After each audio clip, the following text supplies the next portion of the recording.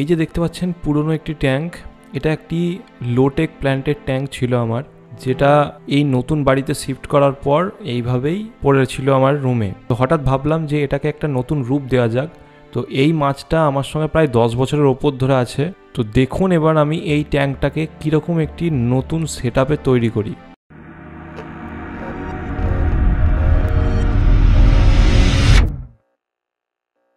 এই যে দেখতে পাচ্ছেন কীরকমভাবে নোংরা, এগুলো হচ্ছে জলের যে স্তরগুলো পড়ে পড়ে যেগুলো জমা হয়, ক্যালসিয়াম যেগুলো, সেইগুলো। কি নোংরা হয়ে গিয়েছে ট্যাঙ্কটাকে পরিষ্কার করতে আমার অনেকটাই টাইম লেগে গিয়েছিলো এবং 2-3টে ব্লেড নষ্ট হয়ে গিয়েছিল। তো আরও কিছু পদ্ধতি আছে এই কাঁচগুলোকে পরিষ্কার করার, সেগুলো পরবর্তী ভিডিওতে দেখব। এই সেটআপটা মূলত পুরো ব্ল্যাক সেটআপ ছিল, পিছনে ব্যাকগ্রাউন্ডটা পুরো ব্ল্যাক ভিনাইল দিয়ে পুরোটা কভার করে নেওয়া হচ্ছে। তো প্রথমে একটু শ্যাম্পু জল দিয়ে তারপর ঠিক মতন কাটিং করে ভিনাইলটা লাগানো হচ্ছে। এই ভিনাইল আপনারা আপনাদের লোকাল শপে পেয়ে যাবেন অথবা অনলাইনেও কিনতে পারেন। সমস্ত প্রোডাক্টের লিঙ্ক আমি ডেসক্রিপশনে দিয়ে দেবো, ওখান থেকে চাইলে আপনারা কিনে নিতে পারেন। ট্যাঙ্কের নিচেটা আমি পরিষ্কার করিনি, কারণ সেটা দেখা যাবে না, ফালতু আর সময় নষ্ট করিনি। যে দিকগুলো ভিউ দেখা যাবে সেই দিকগুলোই আমি মেনলি পরিষ্কার করেছি। তো দেখতে পাচ্ছেন ভিনাইলটাকে কেটে নেওয়া হচ্ছে একবারে ঠিকঠাকভাবে সাইজ মতন। তো এই ট্যাঙ্কটা প্রথমে ভেবেছিলাম একরকম করব, কিন্তু তারপর কিছু দুর্ঘটনা ঘটে যায়, তার জন্য চেঞ্জ হতেই থাকে নতুনভাবে। যখন এই ভিডিওটা বানাচ্ছি তখনও কিছু একটা প্রবলেম ঘটে গিয়েছে, আপডেটটা এর পরের ভিডিওতে দেব। এই যে দেখতে পাচ্ছেন আমি ব্ল্যাক স্যান্ড অ্যাড করেছি এবং কিছু হোয়াইট স্টোন, ট্যাঙ্কে জল ভর্তি করা হচ্ছে।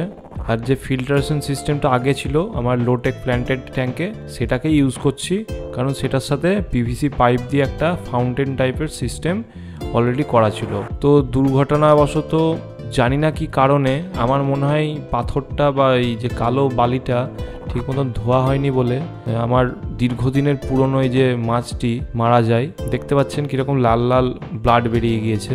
তো তারপর বাবা কিছু গ্লো টেট্রা নিয়ে এসে ছাড়ে ট্যাঙ্কটা আরও 2বার ভালো করে পরিষ্কার করা হয়েছে, কারণ আগের যে মাছটি গোল্ড ফিশটি মারা গিয়েছিল, তার জন্য বালিগুলো আবার ভালো করে পরিষ্কার করে তারপর নতুন জল দিয়ে পরিষ্কার করে তারপর টেট্রাগুলো ছাড়া হয়। তো দেখতে পাচ্ছেন উপরে কিছু ফার্ন গাছ অ্যাড করা হয়েছে, ঠিক যেমনটা আমার পুরনো ট্যাঙ্কে ছিল।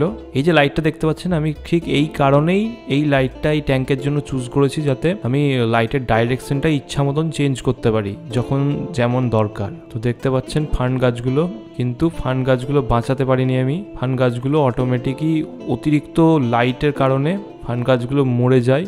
এর আগের যে সেটআপটা ছিল আমার, সেখানে আমার ন্যাচারাল লাইট পড়তো, তার জন্য হয়তো ফার্ন গাছগুলো ভালোভাবে হয়েছিল এবং গাছগুলো ভালো হয়েছিল। এবং দেখতে পাচ্ছেন এখানে আমি একটি ইনডোর প্লান্টের ডাল লাগিয়েছি, খুব সুন্দর লুক এসেছে কিন্তু এটা লাগানোর পর। এইভাবেও আপনি কিন্তু মানি প্লান্ট এবং অন্যান্য নানান রকম প্লান্ট আপনি অ্যাকোরিয়ামে ব্যবহার করতে পারেন। এই যে দেখতে পাচ্ছেন ব্লু লাইট দেওয়া হয়েছে, তাতে গ্লো টেট্রাগুলো যেন দারুণভাবে গ্লো করছে। তো গ্লো টেট্রা পরে আবার কিছু অ্যাড করা হয়েছে এখানে। তো ব্লু লাইটটা দেওয়ার একমাত্র কারণ হচ্ছে এদের যে ভিতরের নিয়ন রঙগুলো, সেগুলোকে পপ আপ করে শো করা। এখানে আমি প্রথমে ইউজ করেছিলাম একটি ইউভি লাইট, কিন্তু ইউভি লাইট বেশিক্ষণ ব্যবহার করা যায় না, সেটা মাছেদের পক্ষে বা মানুষদের পক্ষেও খুব ক্ষতিকারক। তাই জন্য আমি এখানে ব্লু এলইডি ব্যবহার করেছি।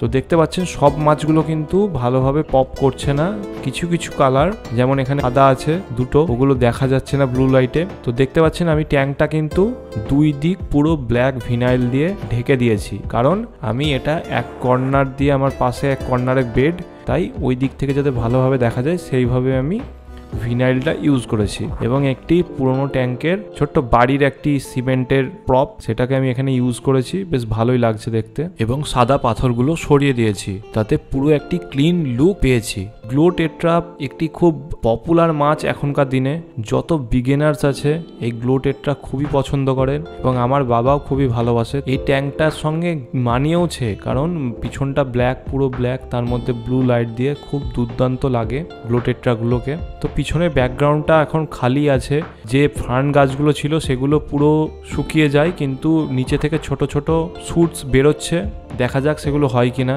ন্যাচারাল লাইট ছাড়া এগুলো ঠিক মতন হতে চায় না।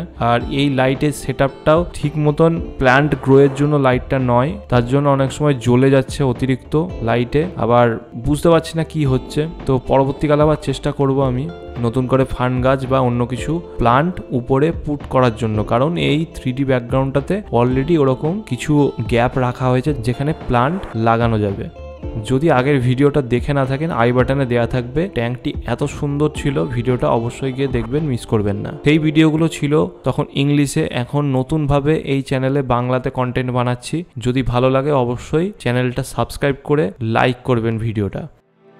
আজকের ভিডিওটা এখানেই শেষ করছি। এরপরে ট্যাঙ্কটা নিয়ে নতুন আপডেট ভিডিও আসবে। তো এই চ্যানেলে আরও নতুন নতুন ভিডিও আসতে থাকবে নতুন নতুন প্রাণী নিয়ে। তো চ্যানেলটা সাবস্ক্রাইব করে রাখুন যাতে একটা ভিডিও আপনি মিস না করেন। আজকের মতো বিদায় নিচ্ছি, বাই।